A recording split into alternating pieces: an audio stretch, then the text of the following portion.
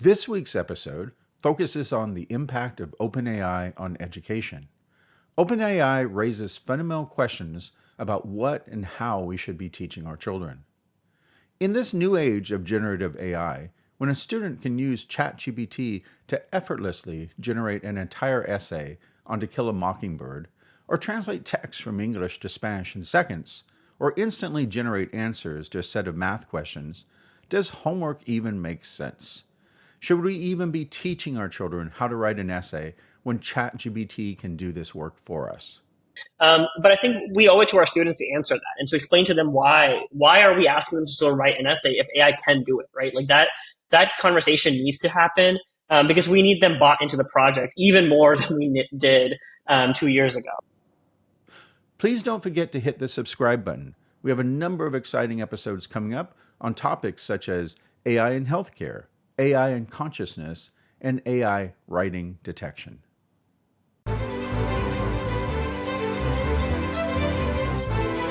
This is the OpenAI Changes Everything podcast with your host, Stephen Walther, where we explore how OpenAI is transforming the future of humanity. Hey everyone, welcome to the show. Thanks for joining us today. Today we have Priten Shah, who is the author of the best-selling book, AI and the Future of Education. He is the CEO of Pedagogy.Cloud, an education consulting and technology company that helps educational organizations adapt to the ever-growing capabilities of AI. He is also the founder of United for Social Change, a civics education nonprofit. Priten has a Master of Education and a BA in Philosophy from Harvard. Thank you for joining us today. Thank you for having me on the show. Awesome. Well, let me just start by saying how much I enjoyed your book. AI and the Future of Education. Just want to mention it is available on Amazon right now. It was a great book for educators. I read it. So I should tell you, my whole family is full of teachers. My wife is a teacher. My grandmother was a teacher. My mother was a teacher. My father is a teacher. And so we spent a lot of time like reading through the book over the past couple of weeks and discussing it. Lots of interesting ideas. And of course, there's so much interest right now among teachers and how they can take advantage of this new technology coming with OpenAI and all the other generative AI models. So awesome book, really enjoyed it. One thing, I'm just going to throw out a couple of things I liked about the book. I love the chapter that just gave a general overview of AI. I think it was really useful just to introduce the terminology and get the basic concepts. And it was very accessible. And so really appreciate that chapter. But the other thing that I really appreciated was all of those prompts. Man, that must have taken a tremendous amount of effort. I love the prompts. And I love in every chapter you have sample prompts that you can use in different scenarios. And I got to tell you, we're reading through the book. We tried out a bunch of the prompts when we were reading through, and I was surprised that so many of them worked. I mean, really elaborate ones. I mean, crazy ones. I think my favorite prompt was the one where I have it right here. Plan a classroom escape room that incorporates concepts from geometry. And that was amazing. Yeah. I mean, it created like an end-to-end like escape room experience with the stations. And that was really incredible. So I wanted to ask you, I mean, did you have like did you discover some unexpected prompts you could create, or I mean, how did you discover all these prompts? Let me start with that. Yeah. So the prompts were a lot of fun to write. I realized like initially when I was doing these, and when you read the book, I'm sure you noticed there's some repetitive examples. And so you'll see a lot about To Kill a Mockingbird. My sister pointed that out after the proofs came back. And I was like, well, that's where my brain went. That's been my go-to example. But luckily I was able to I was like pushing myself, okay, like non-English examples that are not To Kill a Mockingbird. And so we got a little creative with like figuring out, okay, let's not make everything about the same thing. I also wanted to, part of the goal with the prompts is to kind of be like an imaginative force. The other day I was like, it helps you like imagine all the possibilities, and that sounds corny, but that really was the goal. Was like these prompts aren't like the super prompt engineered exactly what like the expert prompters would tell you should be in every single prompt. The goal was kind of like, okay, what are the shortest ways for a teacher who's reading it to kind of start to imagine like the wildest things you can possibly do, like make an escape room based on geometry. So I think it served the purpose, it seems like, for you, and hopefully for others as well. But the prompts were a combination of different things. A lot of them were just like things that I've tried to do in the past were definitely like starting places. Things that I have heard from folks in terms of like what were the coolest things that they did, what were things that they struggled with to figure out how to like incorporate. I really wanted folks to start thinking about the prompts in terms of like maybe the technology, even when it outputs might not exactly be perfect just yet. But see how close it gets you, right? Like, and so some of these prompts, you might see the output and you're like, well, like a teacher could probably have done this a little bit better, or this isn't great, but this is still, this is year 2 of the technology now. Right. The book I was testing these prompts when it was year 1. But hopefully sort of see like, oh, in a year or 2, the response to this might be even more elaborate and on point. And so, I'm glad those worked. Surprisingly, most of those prompts, I did try. There are a few in there that at some points I was just like, okay, I cannot use the like To Kill a Mockingbird one more time. And so I had tried it with To Kill a Mockingbird and then changed it. Hopefully Harper Lee is not sponsoring this podcast. But maybe we should have reached out. So that's kind of the history of those prompts. Awesome.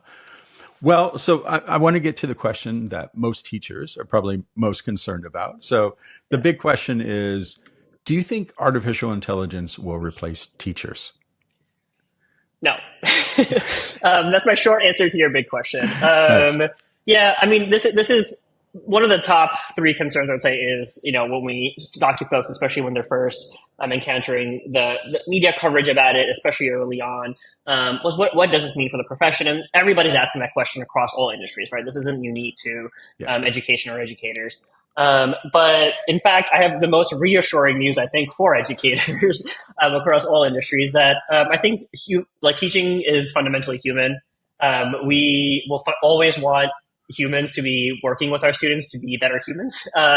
And so no matter how technical the technical aspects of the technology is stronger, no matter what the coolest new AI tutoring bot is out there, our students will still gravitate towards a human they're accountable to, a human. Someone on the other day was talking about like a teacher who can like sit down and wipe the third grader's nose and snot. And those things are all formative experiences for our educational experience. And so, I mean, my easiest way to contextualize this for a lot of educators who taught throughout the pandemic was we saw how badly our students did in terms of their social emotional health, in terms of their academic achievement, when there was a human on the other side of the computer teaching them over Zoom.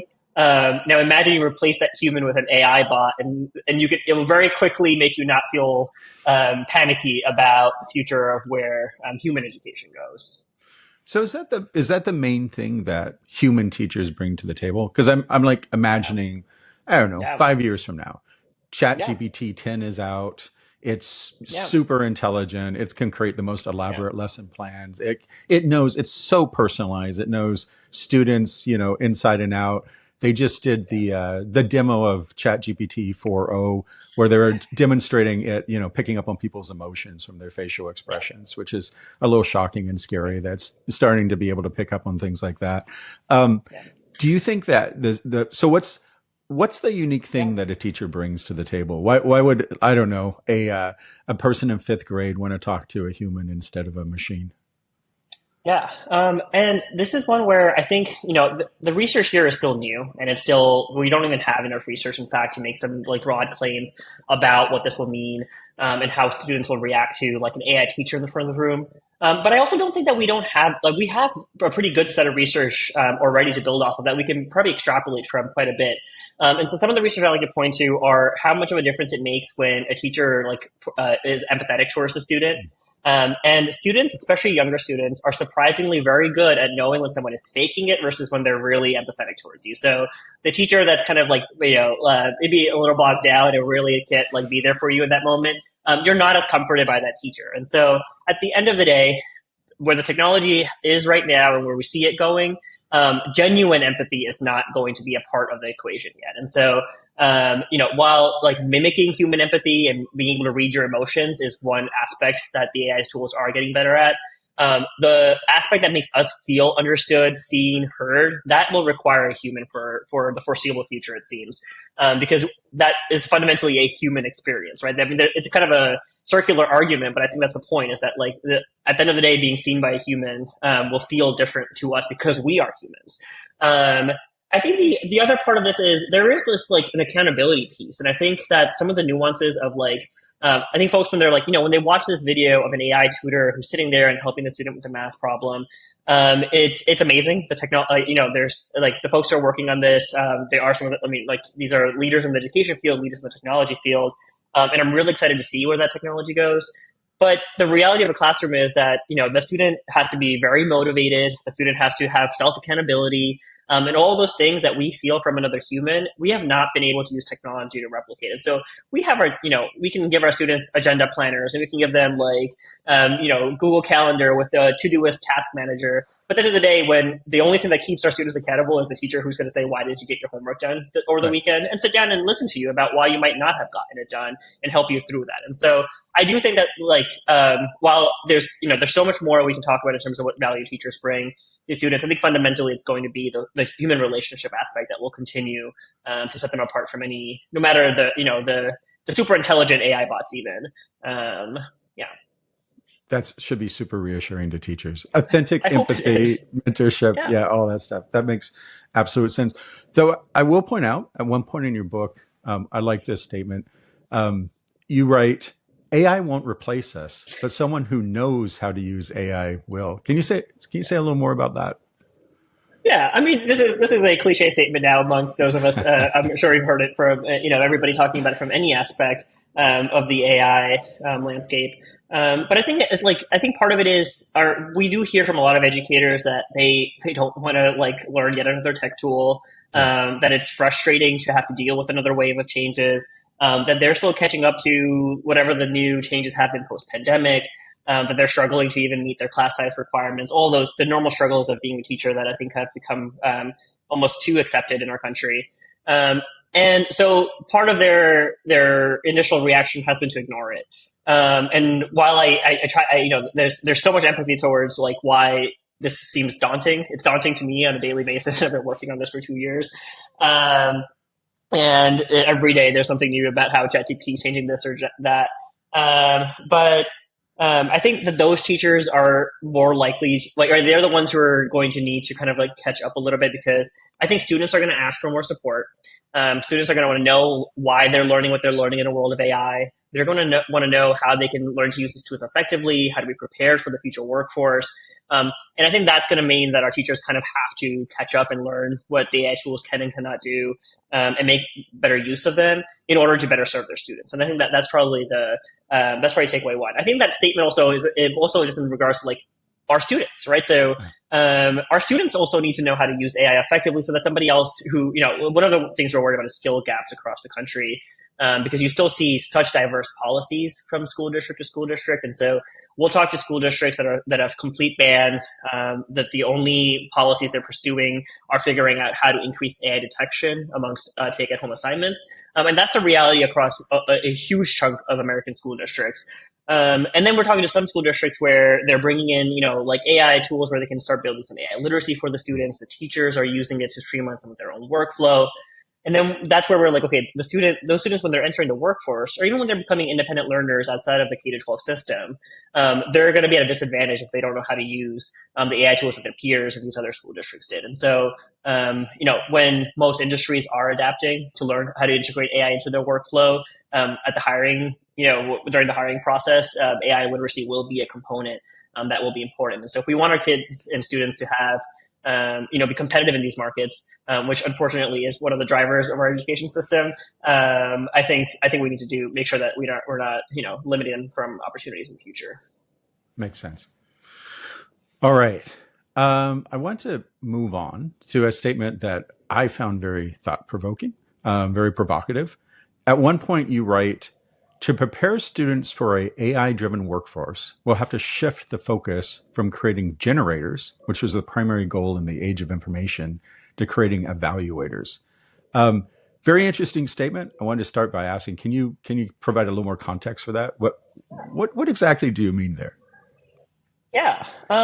So I think there's an example might be the easiest way to highlight this, right? So I think when we think about a lot of the tasks that we've been doing, especially in like modern developed countries, that primarily the economies are based on like white collar informational jobs. Um, when we think about the kinds of output they're producing, a lot of that output can be done, or will certainly be able to be done by AI within the next 5 years. So that's me being very, very giving us a lot more leeway than I think we have. And I think when we think about the kinds of what those tasks are, those include a lot of writing, they include a lot of speaking, they include a lot of synthesizing of information, a lot of research tasks, and that's across industries, right? So the legal landscape, when you're sitting there like researching what cases have been already argued on a particular topic, you're a journalist seeing what all the different sources are saying about a particular topic.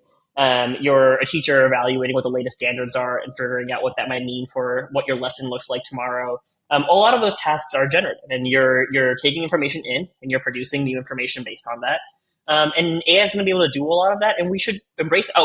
Computer science is another great example, right? Like writing code, a very generative task of like sitting there and writing the actual code.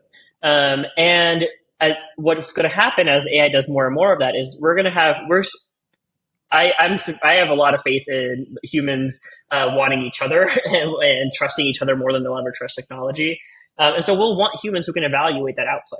And we'll need to evaluate that output as we consume it from all the different angles, right? So as we see software engineering firms hire maybe less low-level programmers because they can generate a lot of output from AI creating the code, you'll need evaluators of that code to make sure that they feel it's comfortable enough to go to production, make sure that there's no bugs, and to solve any bugs that happen rapidly, and kind of meet the client's exact needs. All those different kinds of things that require you to kind of sit down and say, okay, what has the AI produced?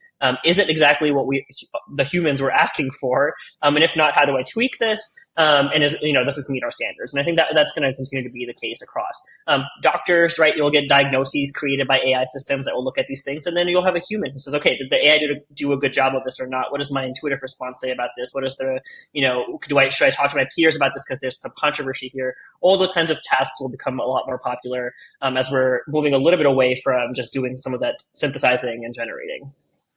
That all makes sense to me. I guess this ties in with when people talk about humans in the loop, or they talk about Copilot, or they talk about, exactly.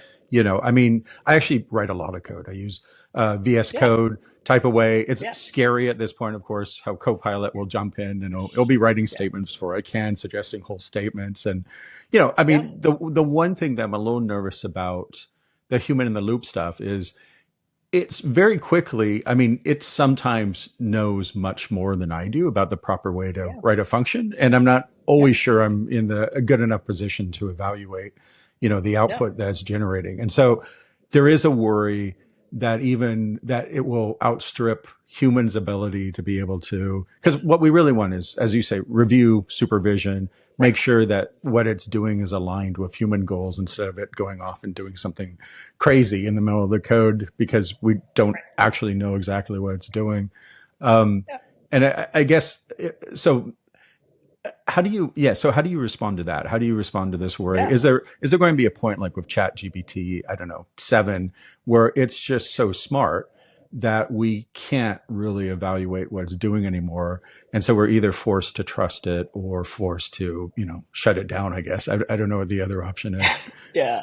These are questions that I think folks are sitting, a lot of kitchen tables trying to figure out what we should be prepared for and how we might react to that. This will happen in phases, right? So right now we're at the phase where our primary function is to like call it out when it does something ridiculous. And so, I also write a lot of code. And so sometimes it will generate something and I'm just like, okay, like you're calling this API that doesn't exist, because you just like fabricated it.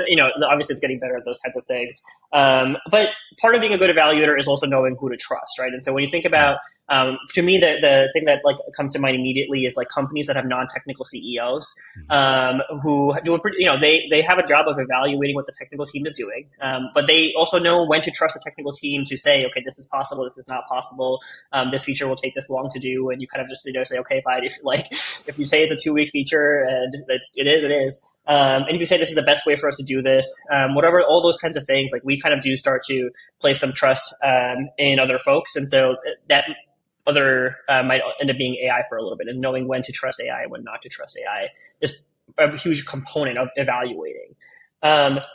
Longer term, as the technology gets even farther beyond that and can maybe do some of that self-evaluation, they can, there's an AI tool that can do evaluate the other AI tool, and its only purpose is to evaluation. And these things, like, I think were a lot more science fiction-y in the popular imagination than I think they have become in the last few years. I think it'll continue to become a bit more of a reality, and we'll start seeing progress towards that. I think that might require us to rethink a lot of bigger questions, much bigger questions about like our economy and the jobs we have in there, about why we school and what our purpose of schooling is. And I hint at some of that in the book. I try not to do too much of that in the book because the audience that I'm targeting was quite afraid when I was writing the book about even what had already happened.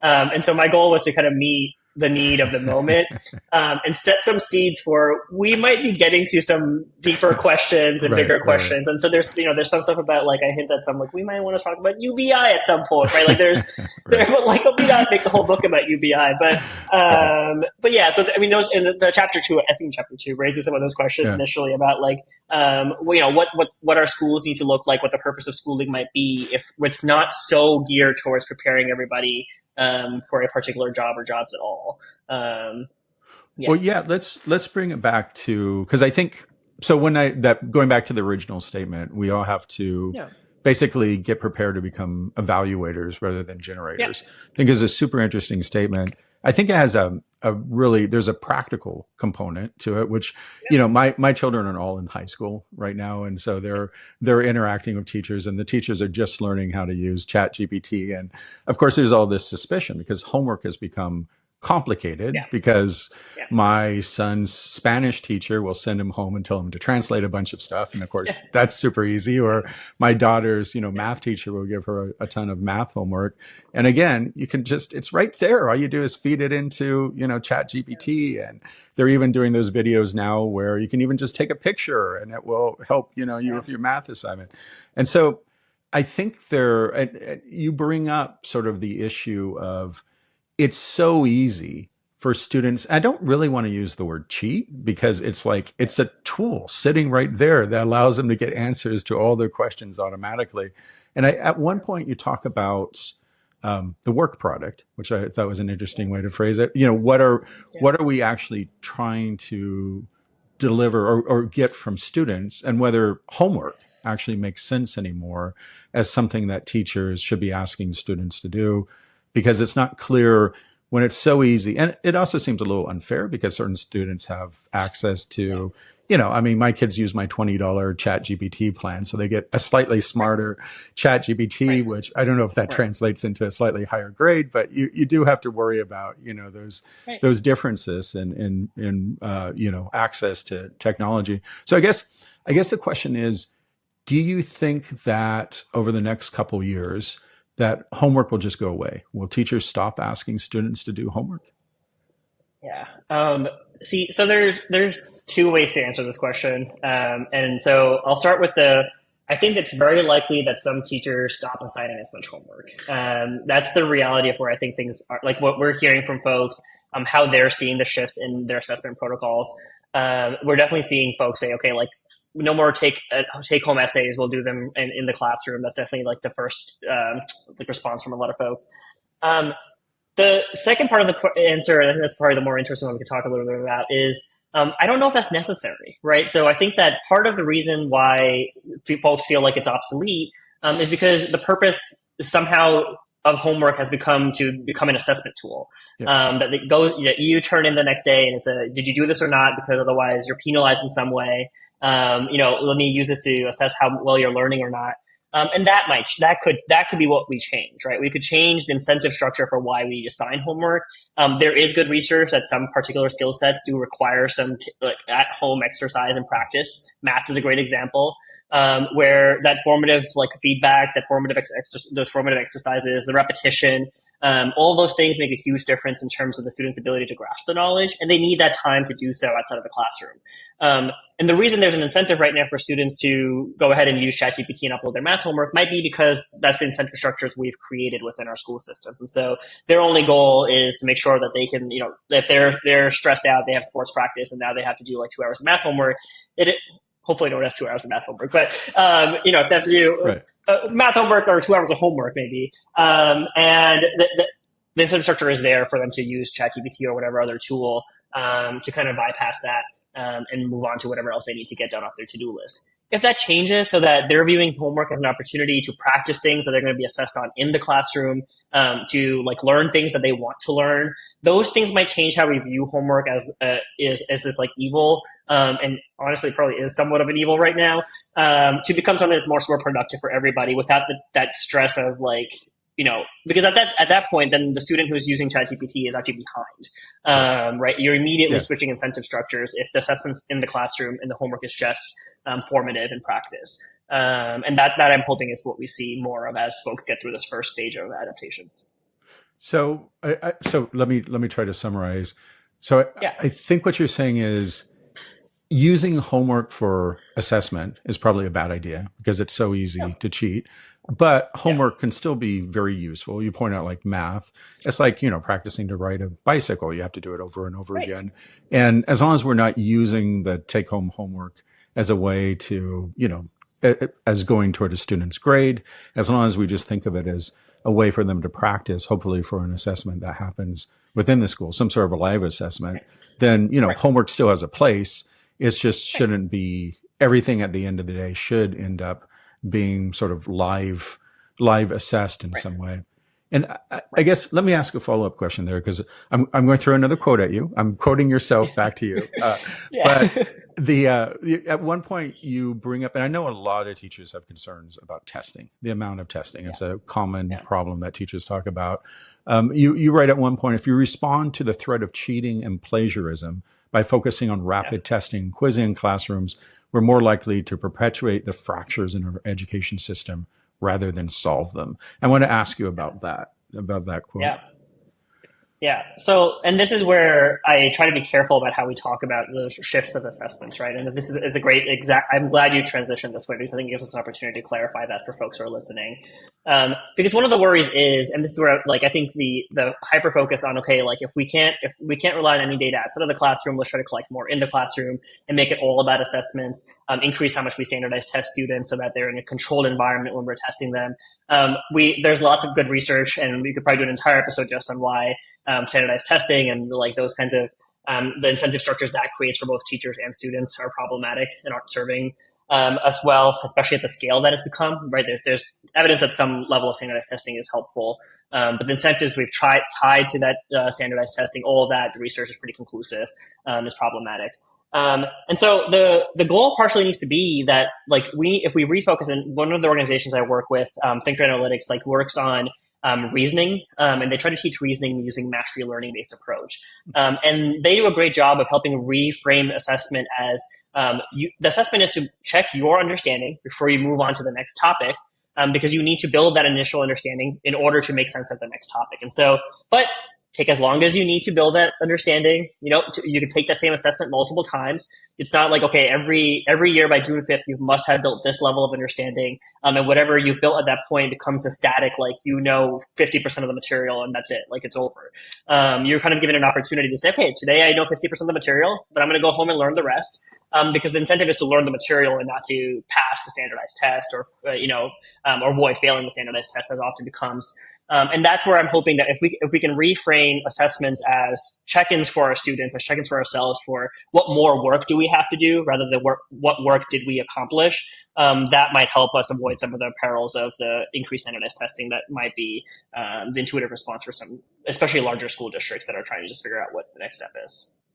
Got it. That makes a lot of sense.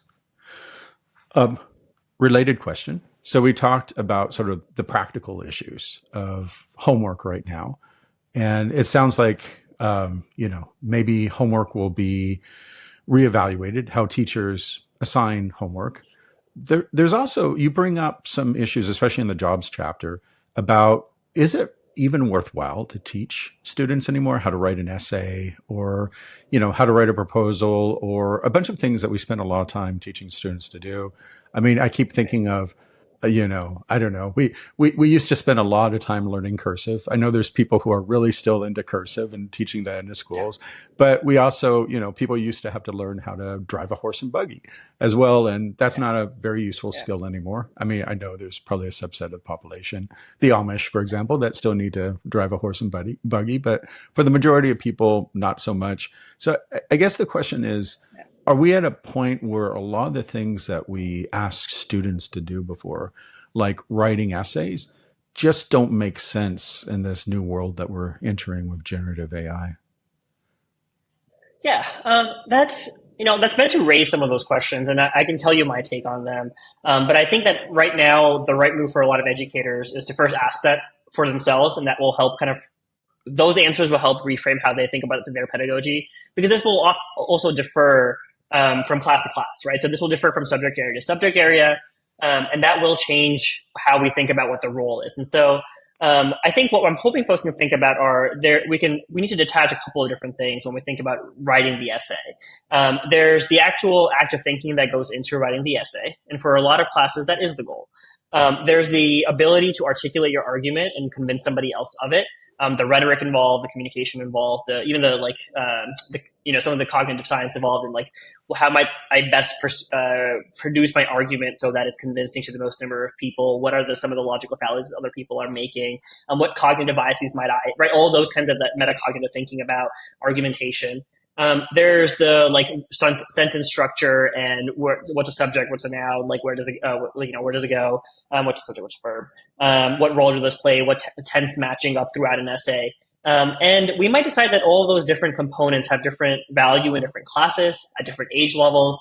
And some of them don't have any value anymore. And so I think it's on us to figure out how much of this is the horse and buggy example of we don't need everybody to learn how to ride the horse and buggy anymore. But there's also value in doing some of these things, even though technology replaces it for us. And so maybe the analogous example is we still think running is still healthy for us as a cardiovascular exercise, even though cars can go much faster than we can ever run. Right. And so we should still probably incorporate some sort of physical exercise for those who are able within our K-12 system, because we want them to form those habits and learn how to do those things, even though they're probably not using it as their primary mode of transportation.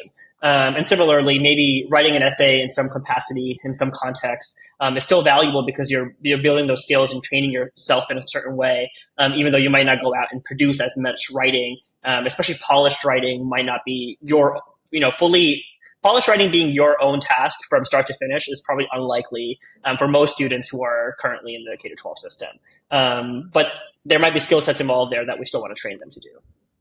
That makes sense to me. I guess the one question is, given that most likely we won't be creating emails from scratch in the future, we won't be writing proposals from scratch. The more important skill is going to be, I think, going back to your statement, sort of evaluating the output of AIs when they're helping us write these things. Isn't that in some ways now a much more important skill than, being able to do that evaluation, being able to shape what the AI is giving us instead of being able to generate from scratch? And I guess I do get your point about we do force children to learn long division before they touch a calculator, with the idea that, hey, it's important for them to understand it before they forget how to do it by hand, because that's important sort of underpinnings of other knowledge that they know beyond that. So I guess the question, I'm trying to get my head around, how do you think that will look when teachers are actually now approaching these things like essays in a classroom? And you mentioned before all the fear of, I guess it was both the New York school system and the LA school system banned ChatGPT. Originally, they're just completely banned it. I think Seattle did it for a while too, but so there's obviously a ton of fear around that. What are your thoughts about that? How do we handle that? Because there seems to be two things going on here. There's sort of the acknowledgement that in the future, everyone's going to have to learn how to use these generative tools. But on the other hand, there's just so much fear among teachers and school systems around this stuff. Yeah. So I think that, and again, it's there's so many different answers depending on context. And I think that part of what we need to think about is what do our students need these skills beyond the workforce? That's another question that we might want to ask. And so, and this is where the running example becomes another good analogy here, because there's really good reasons why, again, like there's no economic output for most of us running unless we're Olympic stars. And so but there's still really good reasons for our personal development, emotional health, physical, that's still an activity that we ought to pursue, even though cars can go faster and transport us somewhere quicker.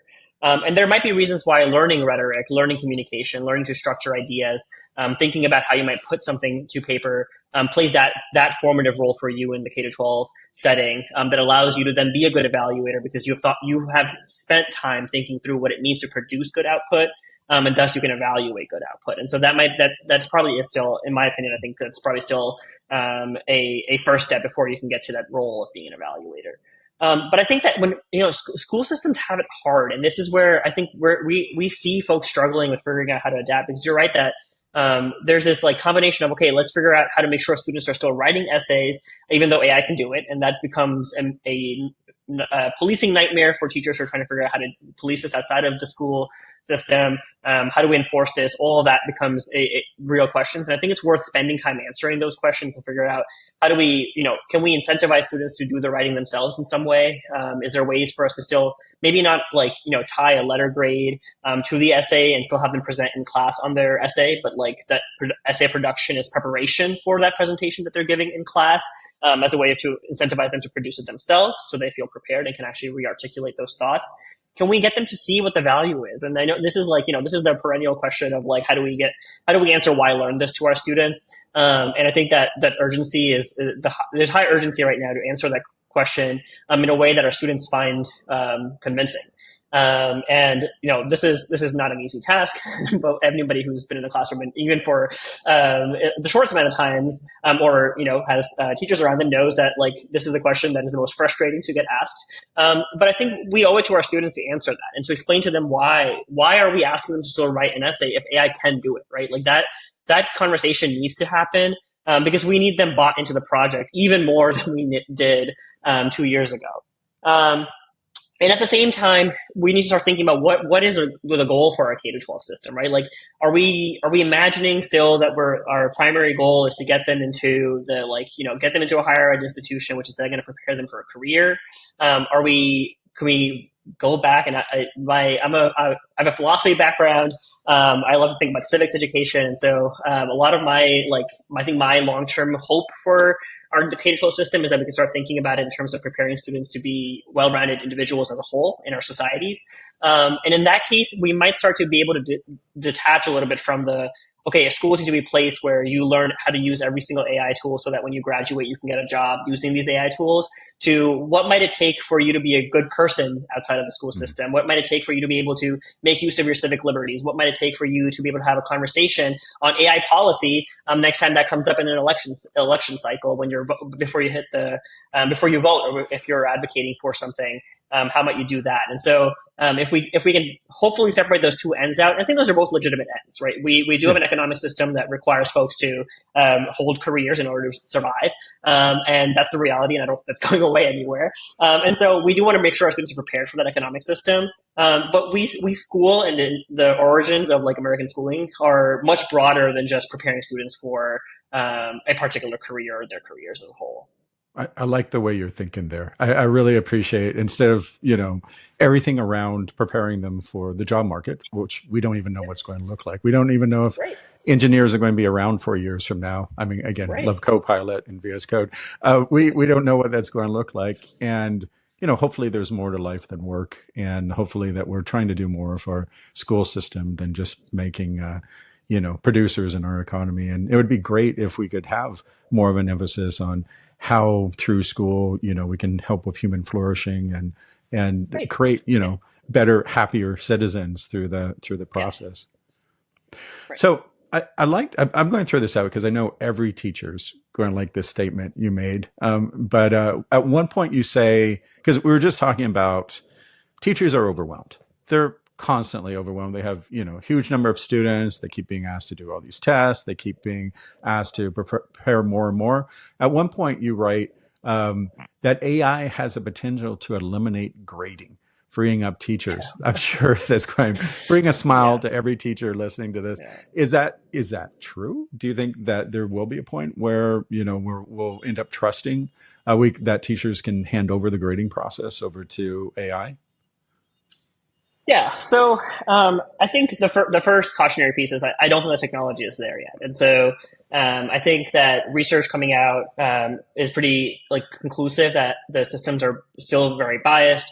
That little tweaks in student output can dramatically change the grade because of those biases. But also, this technology is still in its infancy, and so as we think about where the technology is going to end up, I do think that we will get to a point where it can provide a lot more of the feedback. I'm hoping that timeline corresponds to when we move away from grading as the end all be all. And so maybe grading can be replaced with feedback here as the when we think about grading, it might be that we tell students how well they perform on a task and give them some feedback on how they can perform it better next time. And I think that AI can 100% do for us and probably get us very individualized feedback very quickly. Help students work through, the math problem example is great here. If you one of the examples I like to show folks is if I start doing a quadratic equation on a piece of loose leaf, and then I mess something up, and I feel stuck, and I take a picture and I send it to ChatGPT and say, what did I do wrong, and what could how can I fix where I'm going? It can see what I've done. If I write neatly enough, still my handwriting is not great enough at baseline for the AI systems yet. But it will tell me, okay, this step is where you messed up. Why don't you try to think about it this way, and then proceed. And that's great feedback that I get in the moment to continue on the task. I write an essay, I put it in, say, okay, is my argument clear? What did I miss? Those kinds of tasks that require a lot of effort from a teacher to provide that individual feedback to a student at any given instance. I'm hoping that we can rely on AI a lot more to do. If we stick with, we'll want to assess our students in some way. Maybe it's not end of the year, you pass or fail, but we'll want to know, how well are you performing in order to gauge what your next steps are. And so all those kinds of summative assessments, I think we could probably shift once we can get to a place where the bias is less. And we can trust it a bit more than we can right now. And I think that would make a lot of people very happy as well. All right. I feel a little disappointed. So it sounds like, no, still a lot of grading, at least in the near future, but at least it sounds like maybe AI can help along the way. That we should be thinking of a lot of the grading that AI can do, a lot like how you were describing homework. This is all sort of like preparation maybe for, some sort of final assessment or final exam or final, where we definitely still want teachers involved to handle some of those issues about bias that you were bringing up. Well, so good news, bad news, I guess. Yeah. And there's the human in the loop component. I think this is where we can start to use it already, right? So even if, somebody wants to give comments on an essay, using AI for that, but you're reviewing the comments before going out to the student, adding additional comments, adding the nuance about what you know about the student, gut checking some of these things that you're like, oh, well, that's not really right. We kind of allow for that level of ambiguity here or whatever, or that this doesn't really make sense in our school context. But eliminating 80 to 90% of grading is still pretty good news, right? So hopefully we can get excited about that. No, that's good news. But I don't, yeah. Well, so what are some of the other administrative tasks that teachers face right now that AI could potentially help with?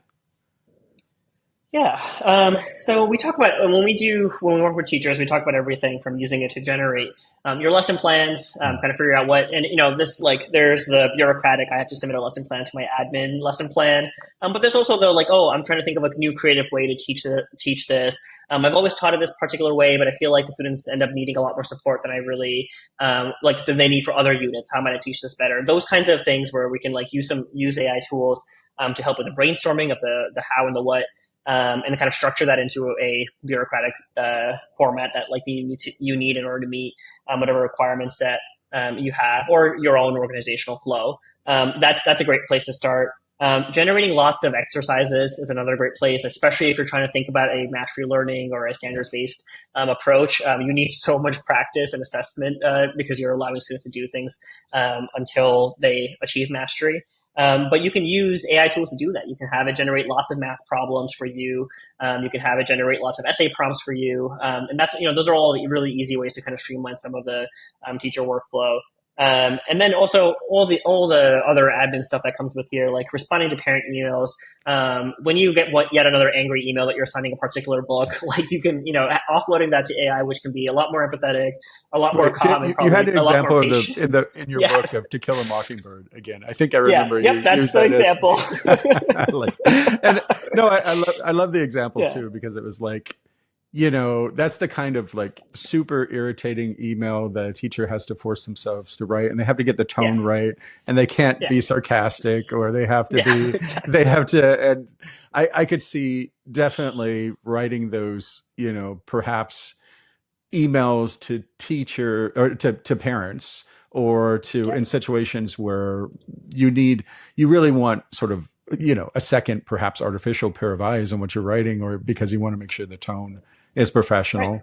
And you might just be avoiding writing those emails too. I mean, those are the types of emails. But so I could appreciate situations where you just don't want to do it and you just hand it off to the AI. Or I guess what you're talking about also is tedious situations where you just have to write a lot of math problems, or a lot of different prompts, and you just, you want it to do the work and you want to check it, but it's doing, again, 80 to 90% of the work, and relieving some time burden or emotional burden off of you. Right. Yeah.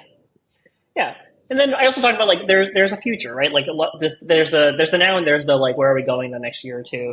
And I think it'd be great to start getting some more like contextualized communication for all the relevant stakeholders that AI can build. That again, like just like a teacher cannot possibly write a custom email to every parent at the end of each week. But AI could do something like that, right? You could take into account, okay, this is everything we did this week. This is what the students submitted into our LMS system.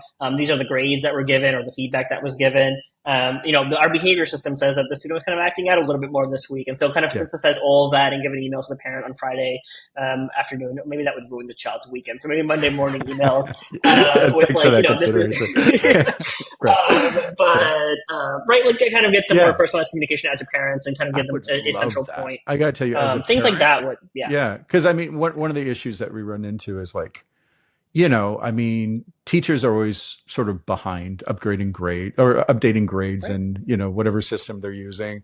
It can get pretty far. They can get really behind. Or my kids have gotten behind before, just because it's taken, even if we're monitoring their grades, it takes so long for the teachers to catch up because they have so many students. It's so difficult that if getting personalized emails or getting personalized updates, would make a huge difference to parents. I would love that. So I did want to bring up, in a couple of places in your book, you talk about something about using AI to potentially help people with social emotional learning. And I had two reactions to those passages. I'll just be, super transparent. Yeah. They seemed a little creepy sometimes, because the idea of like AI, I think the idea that you had was AI could like eavesdrop on conversations or classroom participation, and then provide feedback to individual students. On the one hand, that feels a little creepy. On the other hand, an important part of education is learning how to interact in groups. And very rarely do, children get direct feedback on that. And so I don't know, I guess, how do I get over like this fear of the creepiness factor? And how do you, and is it something that, I know like the EU AI Act explicitly says, hey, you can't track people's emotions. You're not supposed to do sentiment in especially in an education setting. So I don't know quite what to think about this. It seems like there's a lot of potential here, but there's also obviously a lot of fear around like giving people feedback on their sort of behavior and interaction with other people. So I was curious, could you say a little more about what you were thinking there? Yeah, I think that the being creeped out is good. And I think I'd rather all of our default responses to these kinds of technological innovations be that we feel creeped out. Because I think we can hold the technology to a higher bar and make sure that it meets the ethical standards we want. It forces us to ask questions about what's done with that data, which I think is very, very important before we do something like that. How student privacy is maintained. All of those questions are fundamental, and I think that the part of that creeped out feeling we're feeling is because we don't know where all that's going right now. And so, if any of the current Johnny major might be a providers told you, sociopath, or or something, or yeah, we don't exactly, right. yeah. Yeah, so they're being vigilant about exactly who's getting that data, how it's being formulated, what biases are being used in formulating that data, but also how it can be used against students, or to market students, whatever it might be later on, are good reasons to be creeped out. But I also think thinking about some fundamental problems that we have in every classroom is a group project. And teachers struggle with, they know group work is important for students at every age level. This can be at the higher ed level, or it can be at the kindergarten level. And making sure that you learn how to be a good team member, making sure you know how to communicate what role you're going to play, figuring out what contribution everybody's going to make. But everybody hates group work because there's no accountability structure. Right. And you'll always have that one kid who does all the work, one kid who speaks the most in that group and hogs up the time, even though someone else wants to speak. And there might be roles where we can't have one teacher per 5 student group in a class of 30 when we're struggling to reduce that class of 30 down to 20. And so maybe there's a very tailored situation in which we use an AI tool that's is monitoring group discussions and is saying, Johnny hasn't gotten a chance to speak yet. Maybe let's let Johnny speak before somebody else speaks again, or give students a little data, you spoke this much of the time, it's in a good discussion, you're also listening.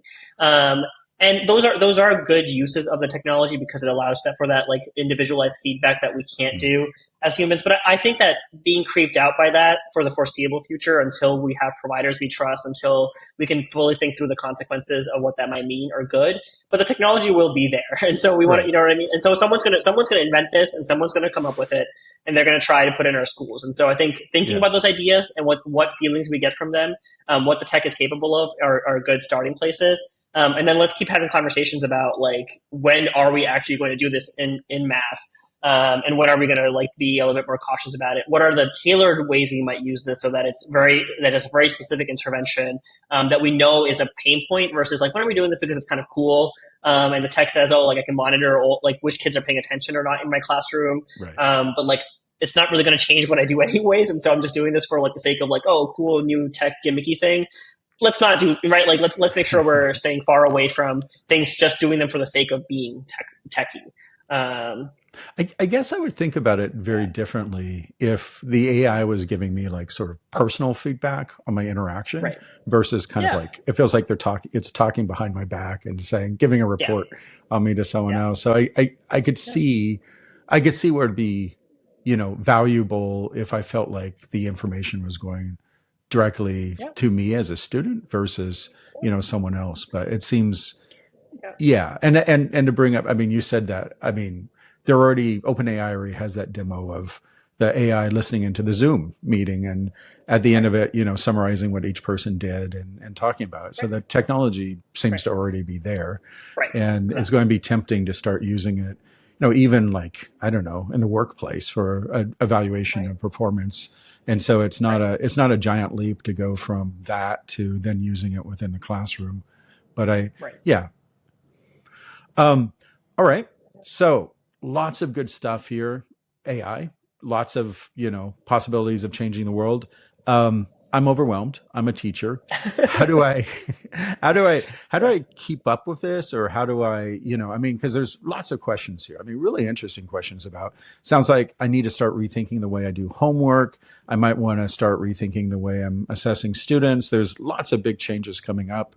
I'm too busy to, do more than listen to a podcast or so.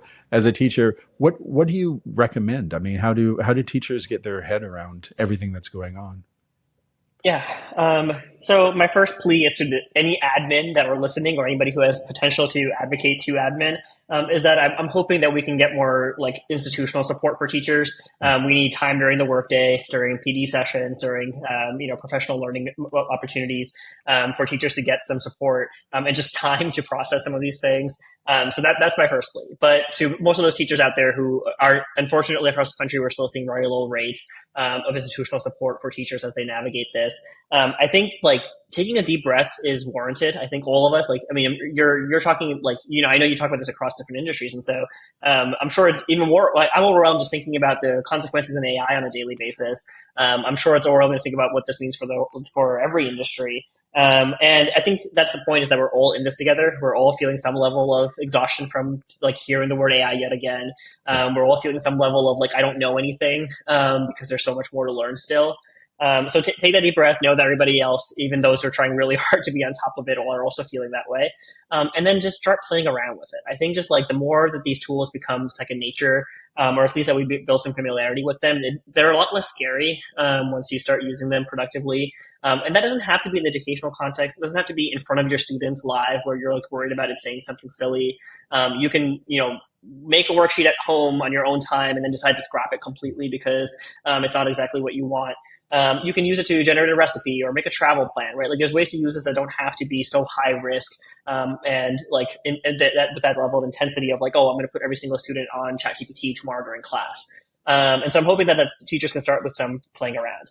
I think books like mine, and there's lots of great books out there, are great, and are great places to start. To get kind of an overview of it, get your feet wet, and kind of get some like a overall structure to make sense of new knowledge that you consume. And that's kind of, I'm hoping that the book serves that role for a lot of educators, that you kind of need some baseline knowledge, and then you're going to have to consume more. So, and you'll get that on your own, right? You'll hear that from your peers. Your student will come to you and tell you, oh, I use this new thing, or you'll notice something is off. So all of that kind of information will keep coming at you, but having that baseline to kind of foundation to integrate some of that knowledge is a good way to spend the summer that's coming up. And there's, that's the other, I think a key piece is spending some time building that foundation. Okay. Summer beach read, AI and the future of education. That sounds We'll great. see if a To Kill a Mockingbird or my book get more sales at the end of this podcast. That'll be a good indicator for us. Well, I just want to say how much I appreciate you taking the time today to go through all this stuff. This is fascinating stuff. I love this. I love, sort of your interest. I can't recommend your book enough. It was really great. And yeah, thank you. Thank you for taking the time today. Thank you. I had a good time tonight chatting through some of these things. And we got to a good range of things too, from the simplest like daily things to like some big questions that I think we all will need to think more about after today.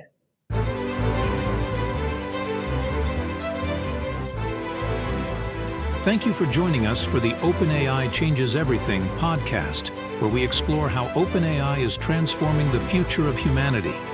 Please remember to subscribe to ensure that you receive future episodes.